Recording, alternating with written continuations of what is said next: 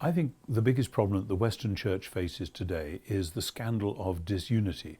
I'm speaking here in America, but in my own country, in the UK, we have dozens of different Christian denominations. I'm told there are hundreds here in the USA, and so it is over much of the world.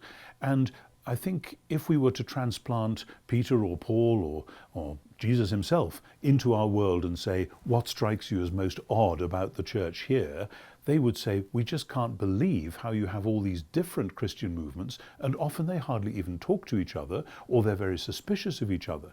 Now, of course, that was a problem in the early church as well. When Paul is writing Romans, he clearly wants the different house churches in Rome to get to know each other and not be suspicious of one another, and not kind of resist the way that the others do stuff, but rather to work on getting together so that, as he says, you may with one heart and one mouth glorify the one God.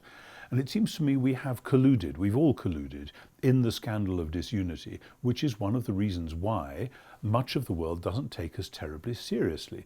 If all the churches spoke with one voice on, say, issues like global poverty, then actually the politicians might realize that they had to do something a bit more to work at these issues, whereas at the moment you get one Christian group saying this and another Christian group saying that, and so the world at large, the newspapers, the politicians, certainly in my country, don't give us very much of the time of day.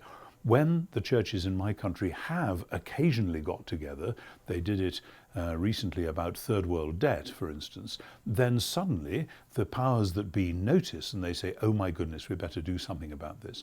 Now, when I look at Paul, and I've just written a huge book on Paul, it's very interesting. A lot of people think that Paul is only about justification by faith. That's hugely important, it's central, but every single letter Paul writes has a major emphasis on the unity of the church. He knew it was difficult, we know it's difficult, but that's no excuse. He was addressing it, and so should we.